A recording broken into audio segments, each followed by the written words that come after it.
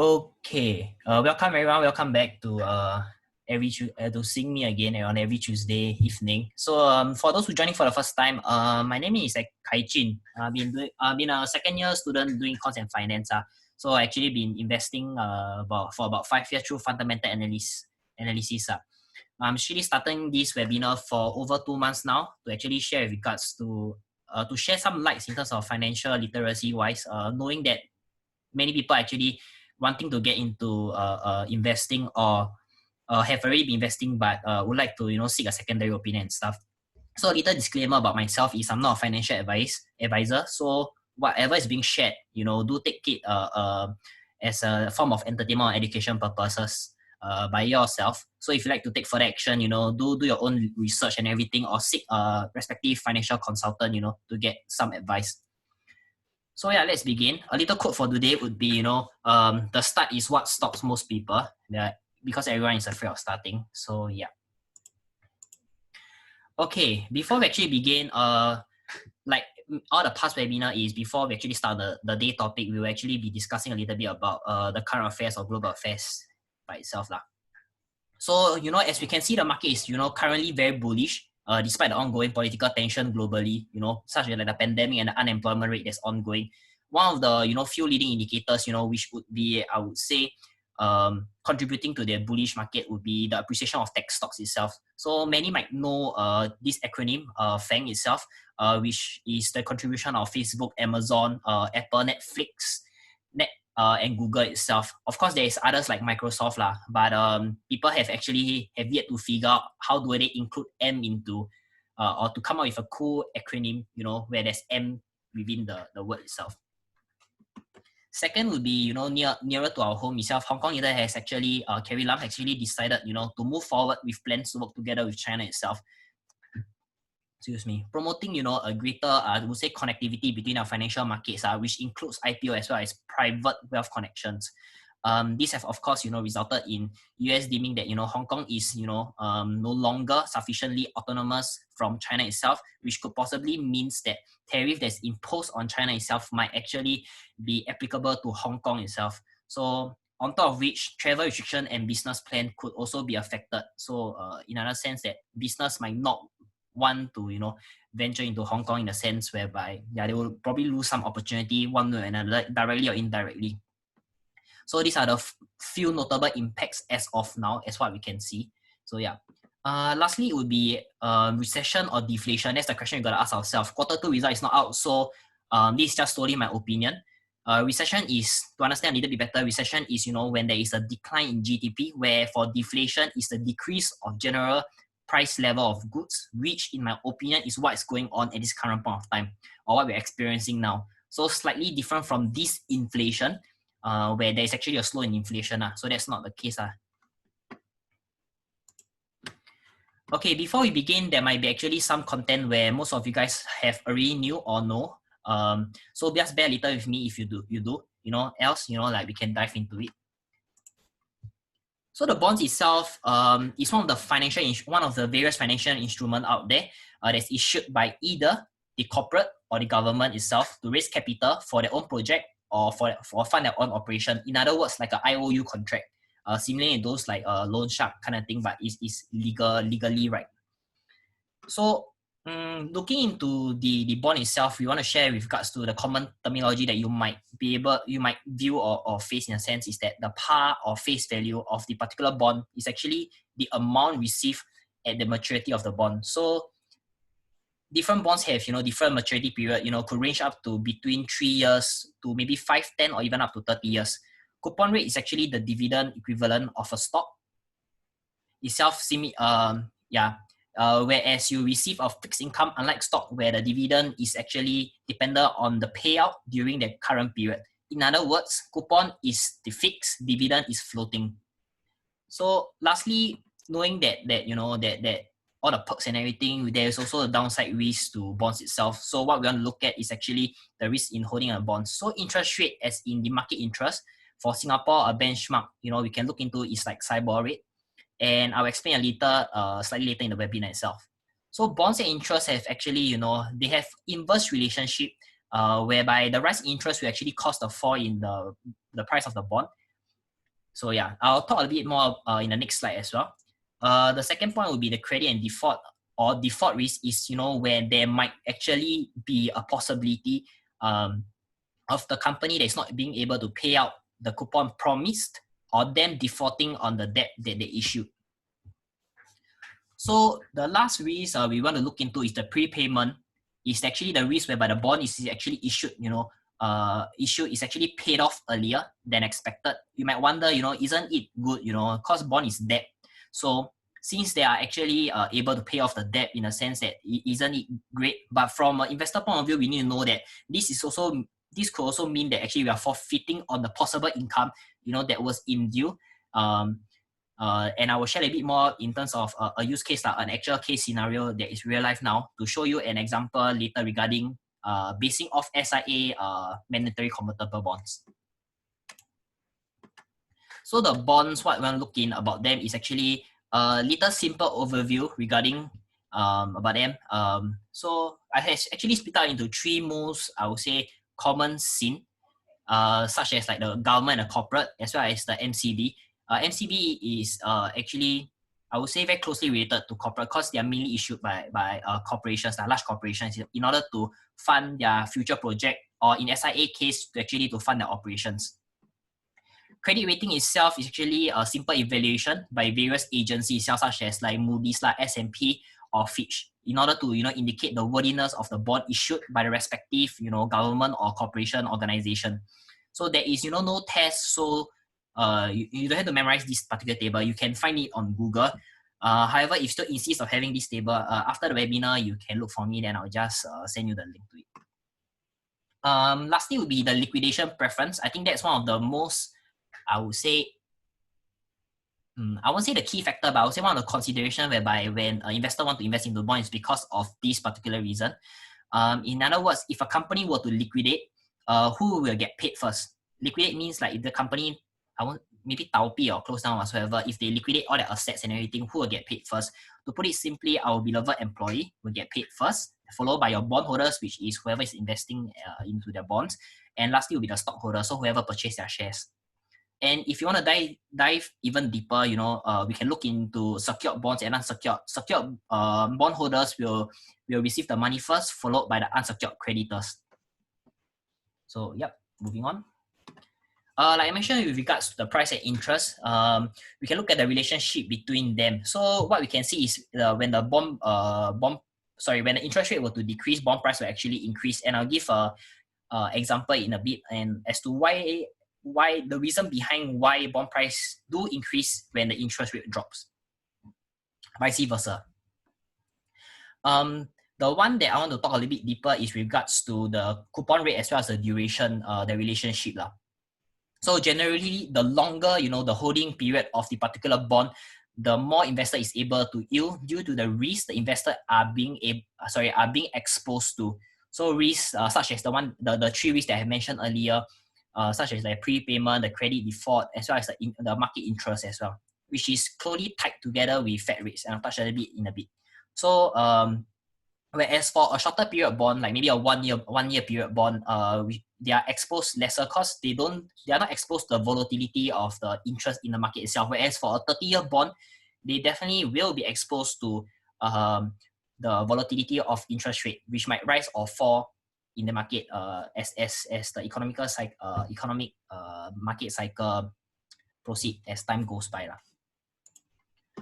So moving on, this is a case study to further understand as to the reason behind the increase in terms of bond price when the interest rate drop. So for example, both bond is issued by company A. Therefore, you can see company A as of the year 2001X and 2002Y. There's no specific, so it's just a guideline. So issue date is June, same period, but both on a different year. Bond price, same price. So for example, now we look at, give me a moment, I pull out my calculator. Okay, now let's look at this. So assuming that, so now looking at bond A that is issued on this particular date itself, bond price is at 100. Basing on the market interest itself, the bond is actually offering the same interest rate. So what we can see per annum, knowing that it's a fixed income,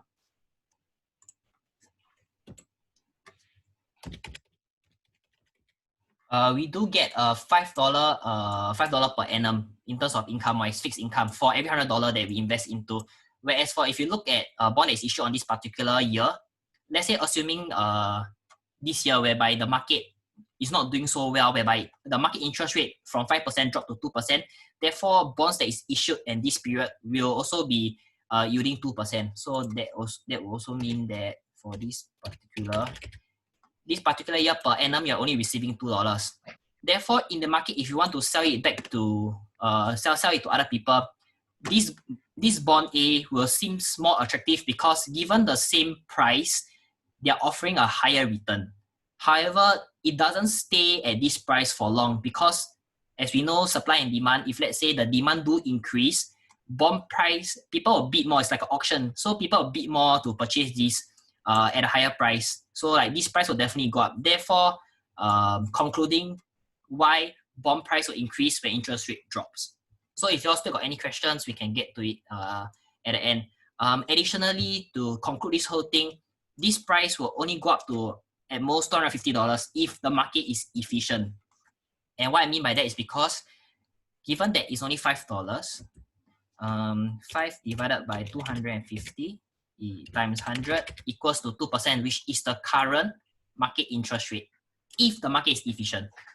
So if you have got a question, you can just let me know at the end, then we can discuss it further. Might be a bit confusing because there's some math involved.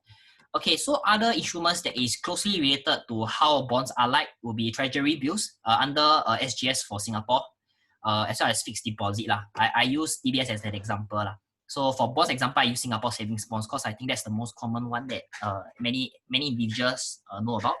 So this difference in the duration wise, minimum sum, the slight difference would be there is coupon payout. So there is like income coming out from the bonds as well as the fixed D. But as for T-bills, it's not. What you are doing is actually purchasing, I would say, a contract at a discount. So for example, you want to buy this T-bill, right? You buy it at $980.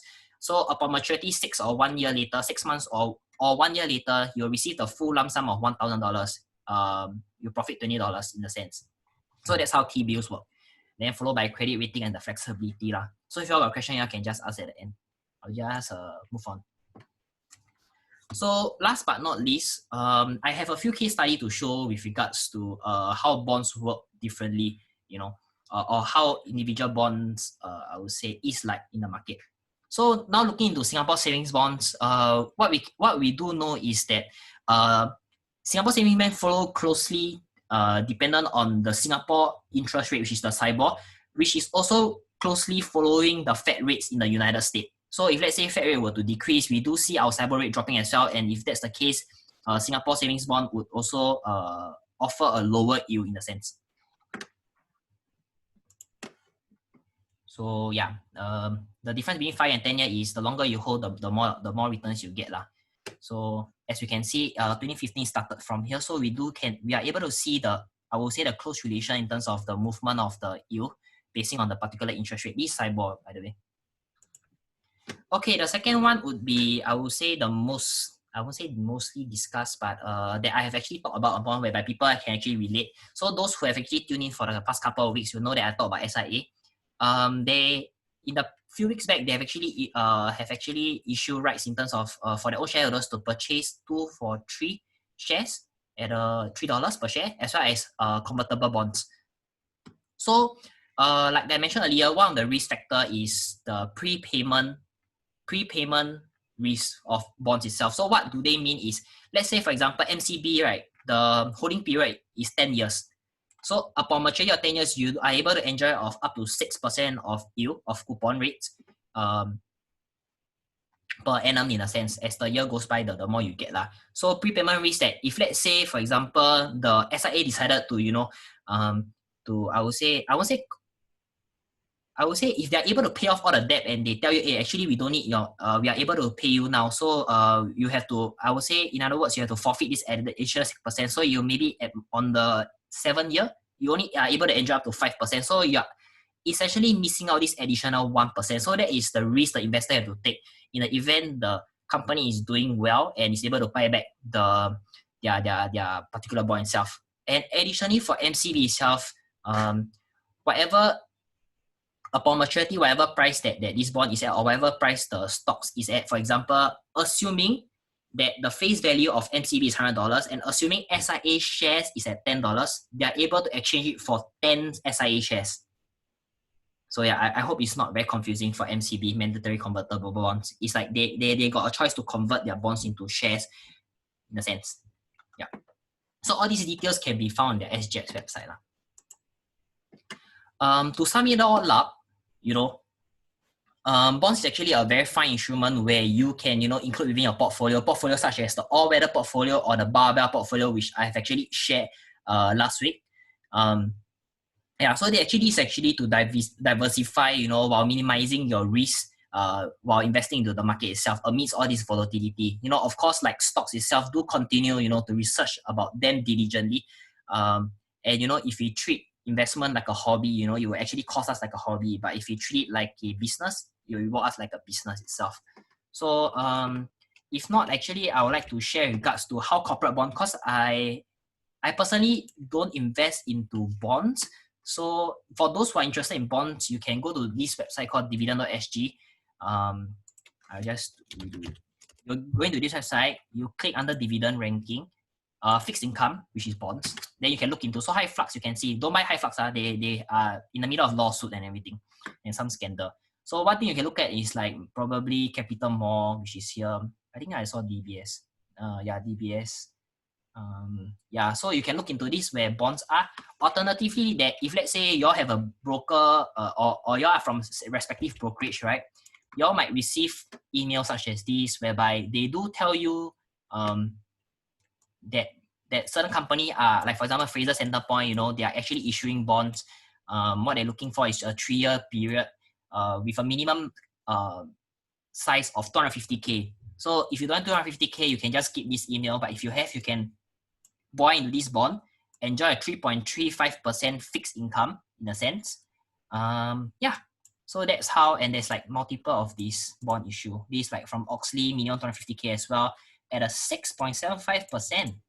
Well, this is interesting. But I don't have their money, so obviously I didn't go into it. You know, 3.4% for a 10-year bond. Yeah, so this is the kind of stuff that you can look into. So like I mentioned just now, the SIA one, I got it from here, Fund Supermart. If you want to look in, I can share the link. And for credit rating, comparison difference between Moody, S&P, Fitch, right? It's a 45-page article. You can have a read at that. Then and this is where I get my table from. Yep. Okay. So last but not least, I would just like to thank everyone for the time. Actually conclude this webinar. If you all got a question, like feel free to actually include within the chat box and I'll answer them accordingly.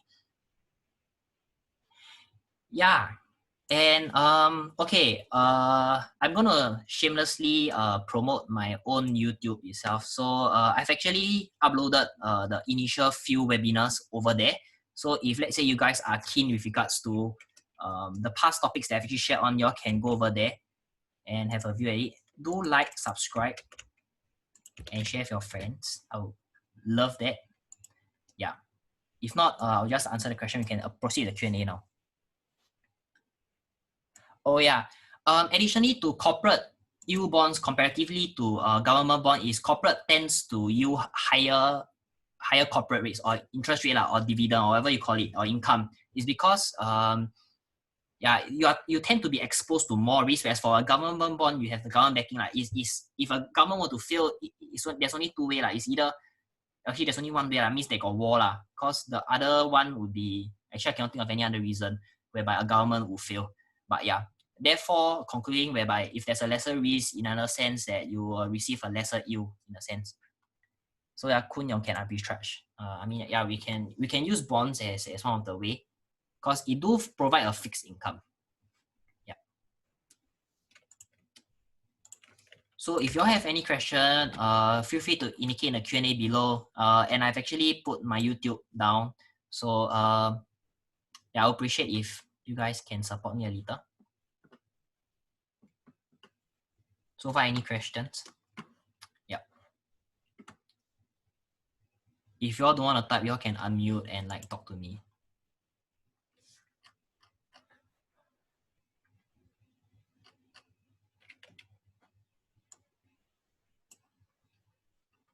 Thanks.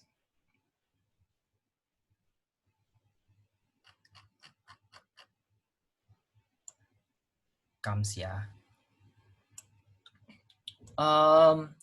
I received a few questions regarding to last week one, whereby which are the non-biased news or media platform that is recommended. I would say The Economist and Reuters. Yeah, I would say the least biased in terms of the news that they do show us.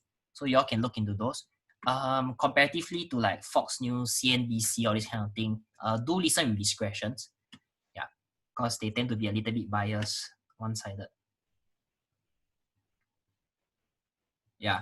Anyway, for next week topic itself, for those who are still here, next week topic I'll be sharing a bit more about equities investment. So I'll touch a little bit about REITs. I'll touch a little bit about preferred shares and common, the difference between a preferred and a common, as well as maybe what's that the other one called? Okay, then I can't remember offhand. But yeah, if y'all have specific topics that you want me to look into, yeah, feel free to just let me know. Then we can look into it. Really no questions. If no question, we can actually conclude this sharing. Yeah, in terms of investing as a young investor. Okay, I just put my here for people to want to read. In terms of investing as a young investor, should I look at bonds if I want to start investing? How is the cyber LIBOR related? In terms of investing as a young investor, should I look at bonds if I want to start investing? Bonds, I won't say. Personally, my take is if you are young, I would recommend let me rephrase it. If you are young and you have the time, and if you're gonna spend time researching on the bond, my advice is to spend that same period of time, instead of researching on bonds, research into stocks, because they do have the potential to yield higher returns. And because you are young, failure is not gonna be as serious as when you are older. Reason being is, if let's say you invest $1,000 into the market now, if it's your entire savings, okay, not 1,000, maybe you invest your entire savings, maybe $10,000 into the market, you might lose the $10,000, but you still have your youth to accumulate back the wealth.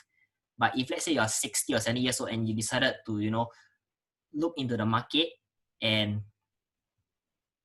you lose all your money, I don't think the chances of you getting back that your savings is very slim in a sense. So as a young investor, in my opinion, what I would do with my money and my time is I'll look into the stock market instead of the bond market. Yeah, I hope I answered your question. So how is the SIBOR and LIBOR rate? The difference, I would say, actually this one I can't remember offhand. I can get back to you soon. Or actually, let me Google it now. Okay, let's learn this together. Singapore versus London. Have you tried investing and how's the return with COVID-19 situation? What stock will you look into? The stocks that I'll look into, do you own any bonds? My answer is no. Okay, so this website, cybor.sg, which I'll share here for everyone. They will share with regards to what is SIBOR, which is the offered interbank, interest rate offered. And where's the LIBOR? LIBOR is not here. Okay, that's all. So yeah. Let's learn this together. Okay, LIBOR is the London interbank offered rate, whereas for SIBOR is Singapore. Thanks. I think Tim will answer that question. Do you own any bonds at MLIM? No, I don't own any bonds. Like I say, I put my time and my money into the stock market instead of the bond market. So what have you tried investing into? How's the return? My portfolio now it's how should I put this? It's not, I won't say it's doing badly. It's just doing average. How should I put this? It's neither green nor red, because given the recent bearish market, my portfolio actually reached its back when how I was investing into the same. Yeah, I break even. Oh yeah, that's the word. I broke even.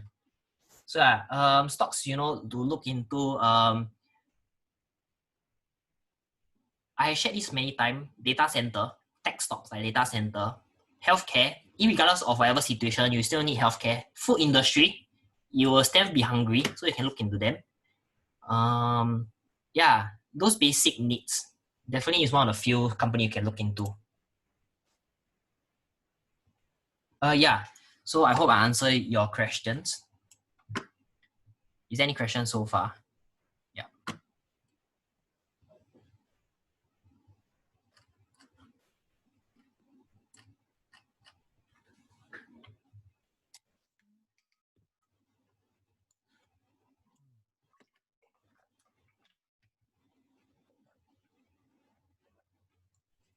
Um, I myself, I don't trade, so I have no advice on that. Or I have no opinion on that. But if you're asking me whether regards to the investment, my take is still to do long-term investing. If you got the time, just proceed with long-term investing. Cause, in a sense, no business out there is set up to fail. So that's one thing you can look into. And the job of an investor is actually to really pinpoint and find out those companies that is going to outlast their competitors within their particular industry and still continue to strive further for the next few decades, not even years, I'm talking about decades. So that's the kind of like companies you want to look into. Yeah, with their own capability. Yeah, so hope I answer your question, Mia. Yeah.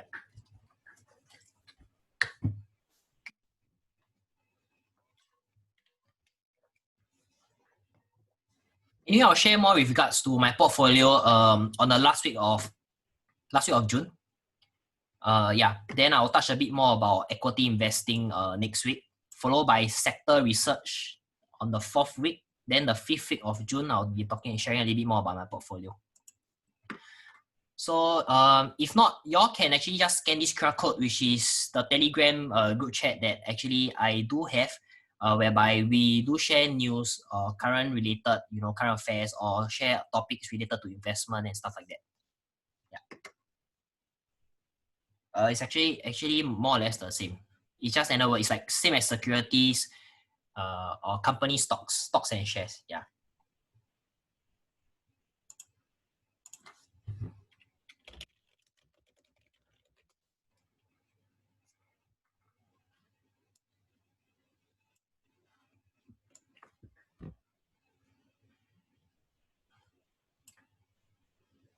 So if not, I will just conclude this sharing itself. Thank you for your time. I do hope to see you guys next week, and I hope this sharing, is informative.